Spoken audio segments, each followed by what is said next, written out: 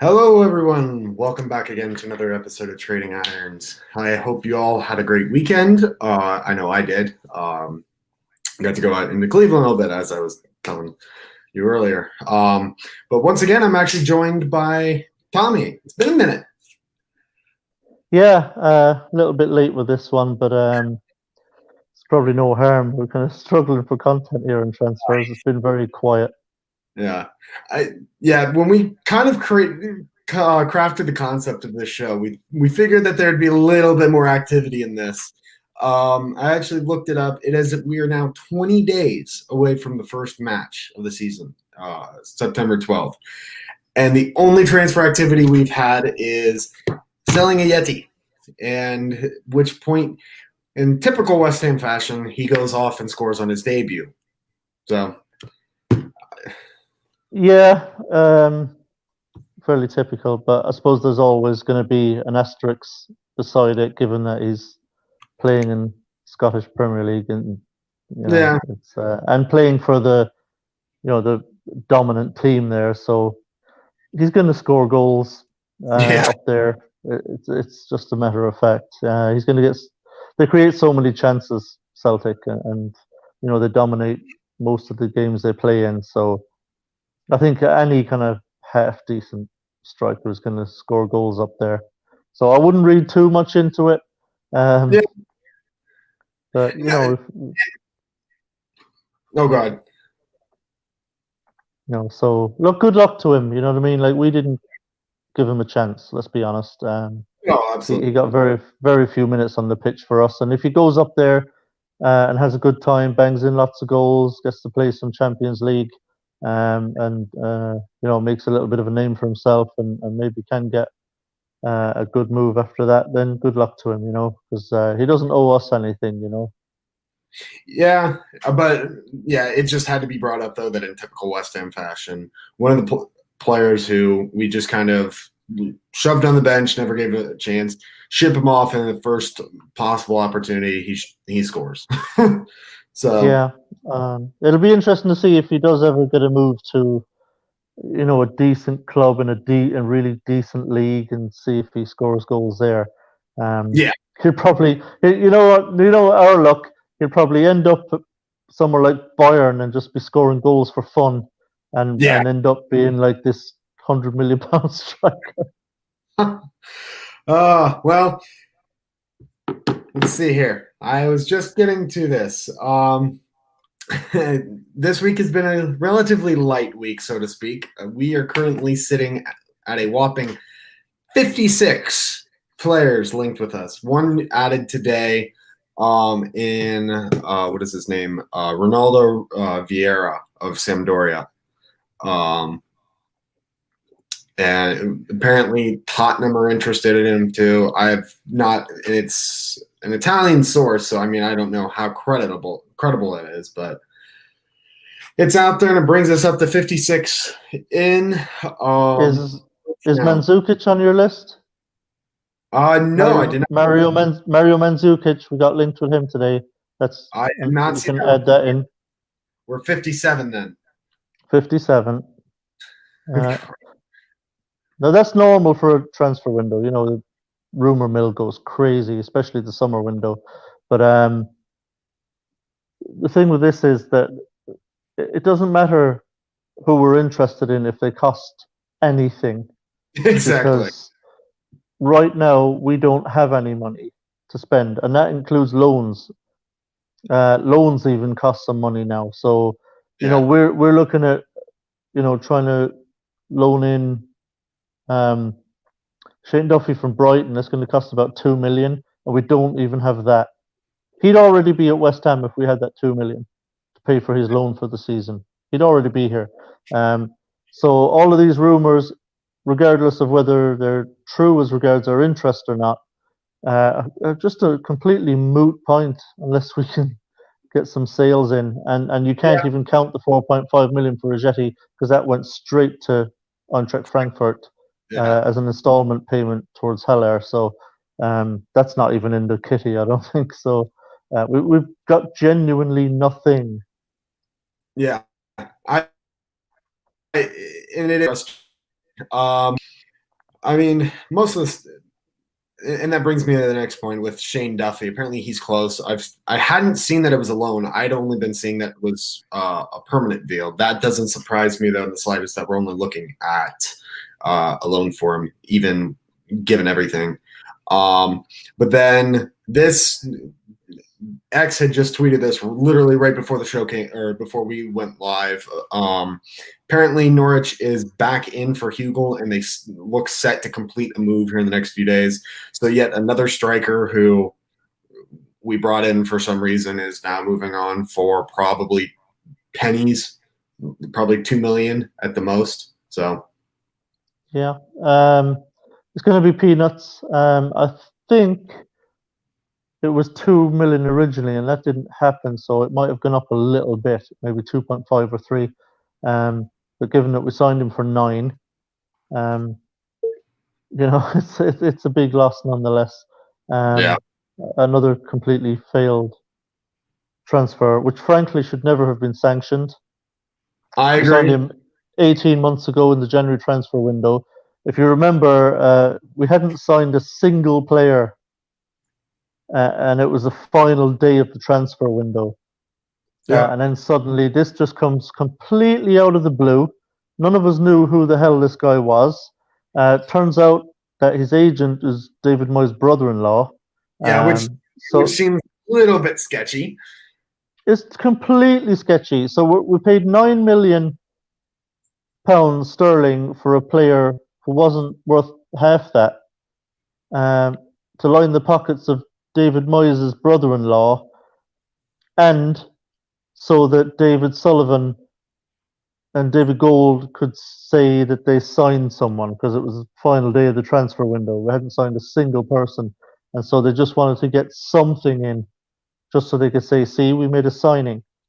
And David Moyes saw them coming, I guess, saw the desperation, and said, "Oh, I can get someone in," and then lined his brother-in-law's pockets. Just a ridiculous transfer that should never have been sanctioned. Uh, it's just symptomatic of the way our club is run. Just farcical, Yeah, frankly. And now we're going to sell him for 2 to 3 million, 18 months down the line. Take a 6.5 or £7 million hit over 18 months. Uh, it's a joke. yeah. And unfortunately, I think this is our life now. As long as GSB are running this club, this is how we're going to be living. Yeah, It's just crazy stuff. and to a different point too, with regards to Hugel, I think it is painting a broad picture as well in the sense of we were interested in trying to utilize Hugel as a bargaining chip with QPR for a deal for Eze. Now, I don't know if like we were even talking about using like basically paying some of Hugel's wages. Um, had he had he been a part of that deal. Now I don't know if QPR doesn't want the deal or if now since we don't have any money, we're just pulling out completely because if we were seriously considering trying to bring in Eze, we would be using or trying to use Hugel. So for me, I think that's showing that they have no intention of trying to bring him in. No, we're also, for some bizarre reason, signed a player from Hull for £9 million and then decided to pay him 35 grand a week.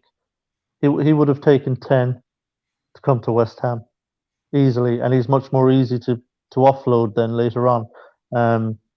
So Norwich are going to have to pick up 35k, I assume. So I suspect if this deal gets over the line, let's say it's 2 million, 2.5, I assume we'll use that to pay Brighton the 2 million for the season-long loan for Shane Duffy. I imagine it will just go straight to that. Yeah, I don't know how someone can operate in such a system right now, and this kind of brings into a question as well. Would you take 45 million for Diop if all the money was to be used on transfers? Yes.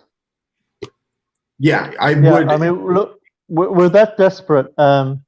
If that money was guaranteed to be used for signings, then fine. I would take 45 million for Diop.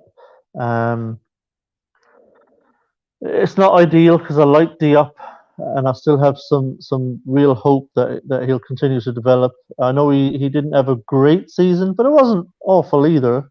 You know, I think he just didn't improve as much as we had all hoped he would improve. Um, but the whole season's kind of been a shit show, really. But I wouldn't like to lose Diop, but if that kind of offer came in, I think given the circumstances, we would have to take it.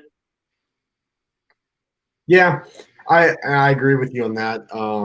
It's above his value. It's double what we invested into him. So coming from a business standpoint, it absolutely makes sense. But There's more upside to us, in that deal than downside. Okay, we lose Diop, and maybe he goes on to be, a great centre back.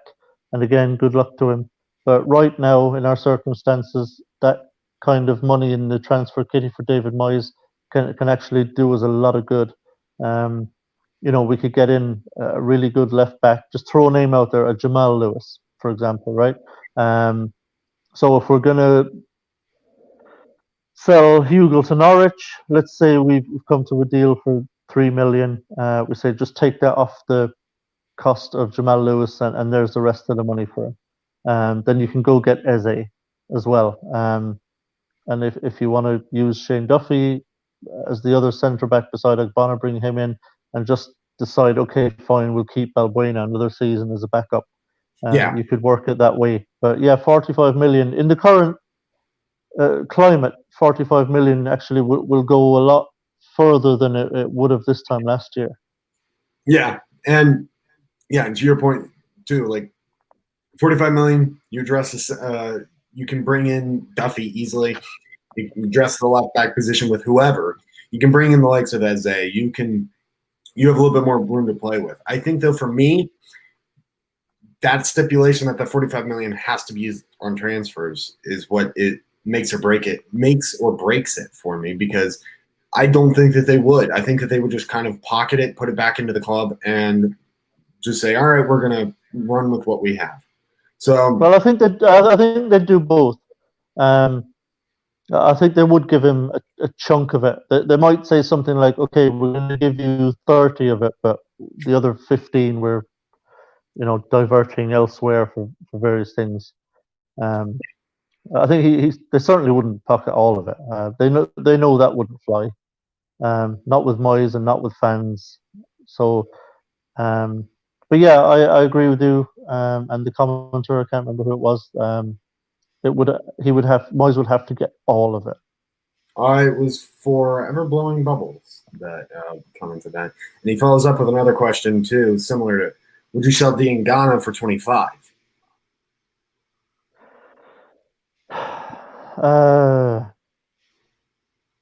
25 for Diangana. That's tempting because it is that is way overpaying for him.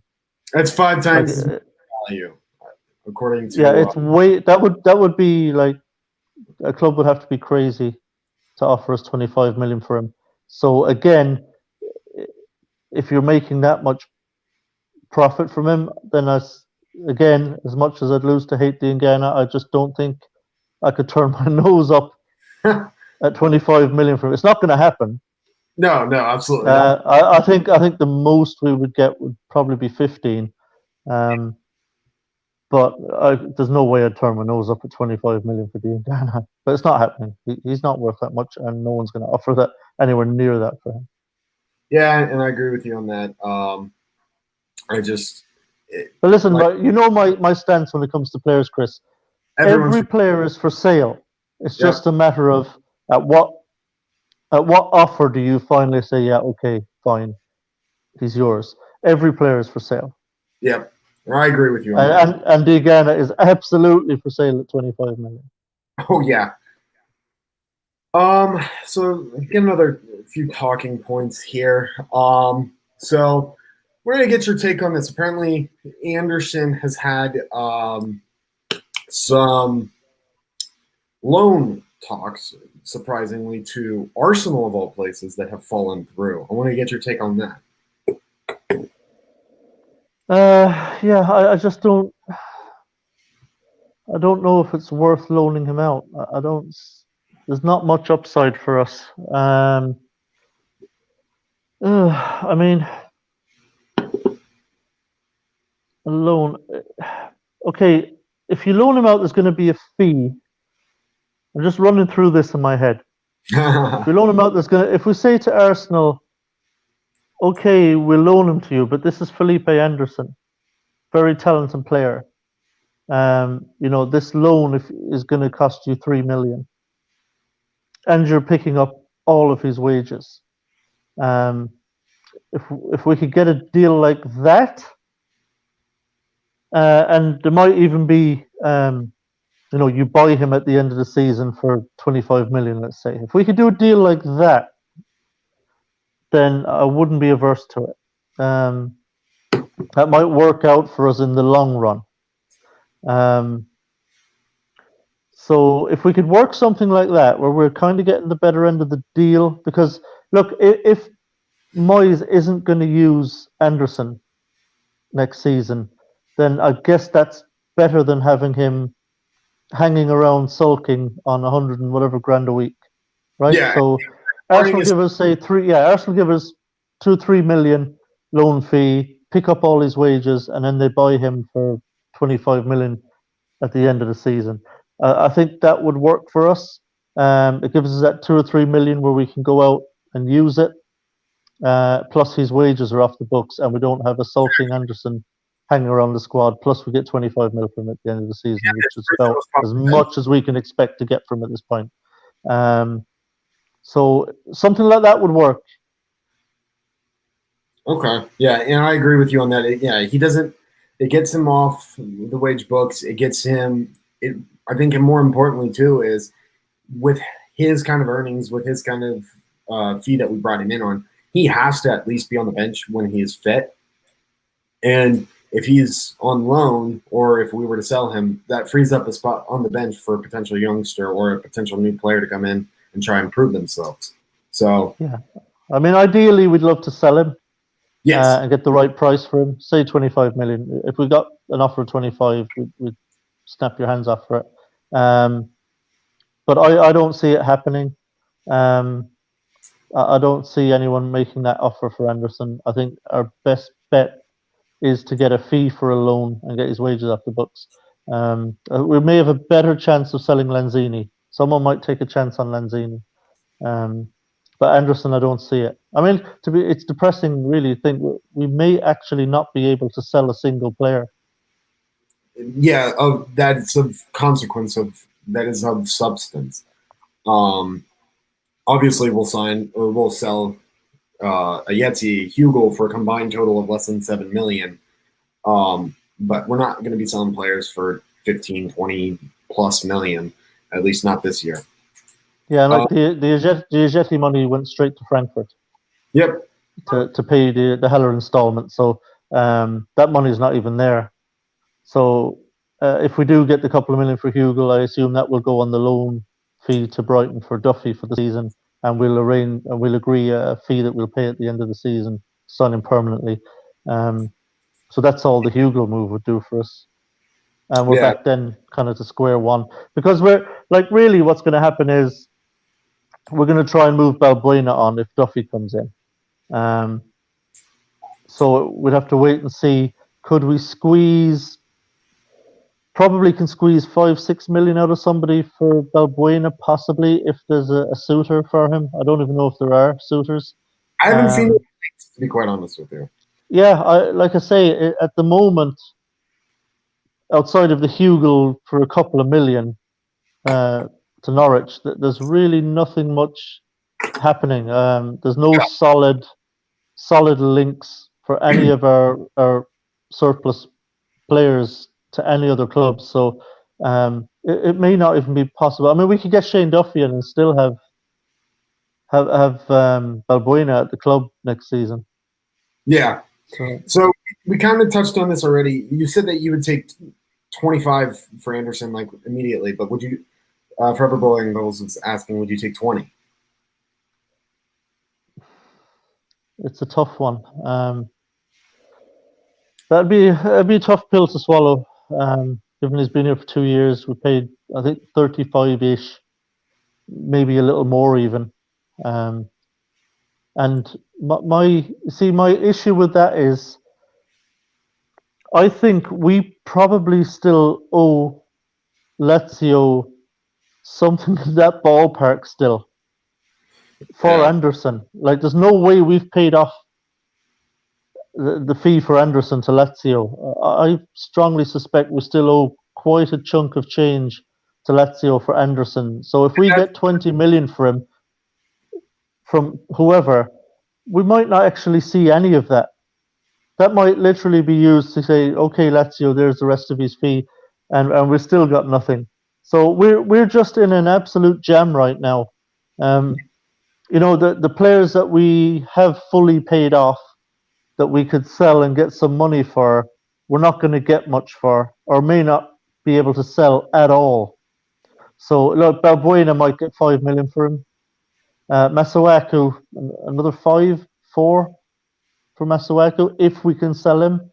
Wilshere, we're going to get very little, but we're not going to be able to sell him because of his wages. No other club is paying him them wages right now. So he's unsaleable. Lanzini is the only one we might get a few quid for, but again, it's not going to be big money. Could we squeeze 10 to 12 million out of someone for Lanzini? Maybe. I'm thinking around 10 we might be able to get for Lanzini.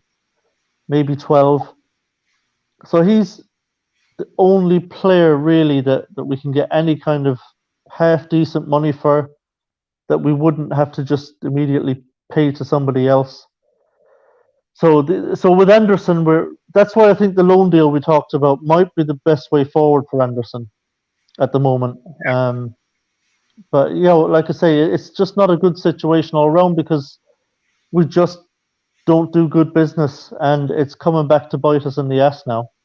Yep. I wholeheartedly agree. I think TJ had commented this, asking what's the consensus. Is there no salvation or Anderson, or a third time's the charm, or is there a third time?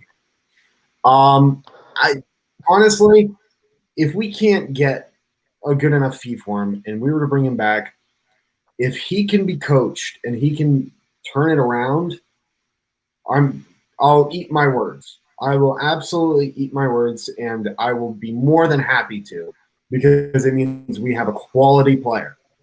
But I just don't know if it's possible. I don't know if he's up to the task. I don't know if he's got the confidence anymore. I think and to me, that's why also it doesn't make too much sense with regards to a loan move to another Premier League team like Arsenal, because if he doesn't get it, like if he still doesn't manage to kind of get it, then they're not going to pay for him. So we're just going to be stuck in the same boat with him back on the bench again next season. Okay, so just to answer that hypothetical question, let's say when the season starts, he's still here. Doesn't look like he's going to get a move anywhere. Moyes is going to have to find a way to get him playing, because let's say we can't sell any players. Look, we have talent on our books, real, genuine talent. The likes of Anderson, Lanzini, Wilshere. These are 3 players we're looking to get rid of, but these are genuinely talented players that do have a lot to offer if they're playing really well. Now, David Moyes' job, if we can't sell them, is to find a way to get those guys playing. Can you imagine if Moyes could get those 3 really playing, like playing well with confidence and contributing? That's 3 huge players for us. Now, I don't know exactly what Anderson's deal is in here. I don't know if it's homesickness or if he misses Italy, or like Anderson seems to me the kind of player needs an arm around his shoulder. Needs to be coddled a little bit, needs to be given some confidence. You need to tell him how he's a great player and a great guy, and just try and make him happy. I don't think he's one of those players that you can just give a kick up the ass and will respond in the right way. I think he needs an arm around the shoulder. So if we don't sell any of these players, it's up to David Moyes, because this is what he's paid for. David Moyes has to bite the bullet. Okay, in an ideal world, he might have rather sell them. But it's his job, if they're here for the rest of all the next season, it's his job to do whatever he has to do to get those guys playing. And it's as simple as that. So I hope he can do that, because like you say, Anderson's got so much talent and would be a huge asset to us. Even if it means, okay, look, Felipe, we're going to play you as a number 10. We're going to give you a free role in behind the striker. Don't worry about tracking back. You don't have to go deep into your own half. You've got a free role. We literally, the other players will do the donkey work. We have enough other players to do that. We want you to concentrate on hurting teams for us, creating goals, scoring goals. You've got the freedom of the park. You go wherever you need to go, always looking for the ball, always looking to make things happen. Maybe he'll say, "Ooh, I like the sound of that. All right, I can try that. Maybe that'll perk him up a bit. Put him in that free role in the number 10 position, and see if it will just spark him into life. Because if we can get a tune out of Anderson, I mean, he'd be a massive asset. So it's up to David Moyes. That's his job. It's what he gets paid for. So, and he'll have to try and do the same. Maybe try Lanzini out in the left wing. Put out Lanzini out in the left wing. Try and get him playing. So, I mean, that would be ideal. The ideal situation is that Moyes can find a way to get these guys really playing.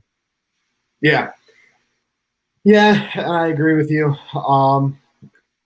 I do feel very confident with Moyes right now, with the words coming out of the training camp. Did you see what Snodgrass had to say about Moyes? I think I scanned it briefly on Twitter earlier, but I've completely forgotten already. Basically, boiling it down, Snodgrass was quoted as saying that the guys would, like the team, every player on the team would run through a wall for David Moyes. So Moyes has the backing of the players right now. So I'm hoping that translates to continued success, and I hope that he's able to bring out the best in if we can't get rid of him, I'm hoping he can bring out the best in Anderson, Lanzini. Well, obviously, it's we're yet to see anything, but I do have some hope for this season. I'm not giving up yet, obviously, but it's not looking incredible. Yeah, well, look, that doesn't surprise me. I think it was very obvious in the run-in after the Premier League resumed. It was very clear that the players really like Moyes, and they are behind him, and they are playing for him. It doesn't surprise me. I like David Moyes. I like him as a person. I think he's a good guy. Genuine guy, honest kind of fella. No BS really. Straight shooter. So I like David Moyes, and I'd love him to be successful. I'd love him to come in, do a great job for us, and I'm willing to give him that chance. And so that doesn't surprise me that the players really like the guy, and that's half the battle as a manager. Half the battle is if you can really get the players on side, get them to like you, and really just buy into you, and what you're trying to do. And if the players have done that, as seems to be the case, then that's good, and it is something that you can hang your hat on a little bit for next season. That the players are going to give him everything, and it's just a pity that the guy isn't getting the backing that he needs from the board. It's making life more difficult for him, no question. But as for next season, we still have a nice squad there.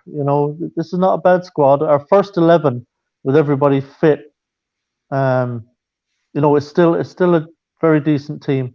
And like I say, if you can get the out of form players going, we could still have a relatively positive season where we're not looking over our shoulders, not worried at any point about relegation. in the second half of the season. And I hope it pans out that way because I would love to see David Moyes succeed. I think he's a great guy, to be honest. And I agree. Well, I think this is as good of place as any to leave it off. I'm not sure when our show will be this upcoming week. Hopefully, we have some updated news with regards to transfers. I'm hoping we can be close to someone, whether it be Shane Duffy, Eze, anybody, just so that way we can talk a little bit more in depth and not just, who's actually going to be here, who's not going to be. And like hypotheticals of what we can get for players. So I'm hoping by the next time you see us, we'll have a better understanding of potential players in and even potential players out. But do you have any departing words, mate? No, just like if we do make an actual signing, we can always, just pop on and do a quick show and give our reaction to it, get the reaction from everyone in the live chat and see what people think about it. So whether that happens remains to be seen. But we don't have the 2 million to give to Brighton for Shane Duffy loan, so it's not looking too rosy. No, but I appreciate it as always, mate, for joining me. Thank you for everyone in the chat for coming out. And we just got a random spam message on Facebook. All right. Apparently, Amaretta_web 2020 is looking for serious relationships with the honest man. Anyone should DM her on Instagram. Sounds legit. Yeah. On that note, come on, you Irons. Come on, you Irons.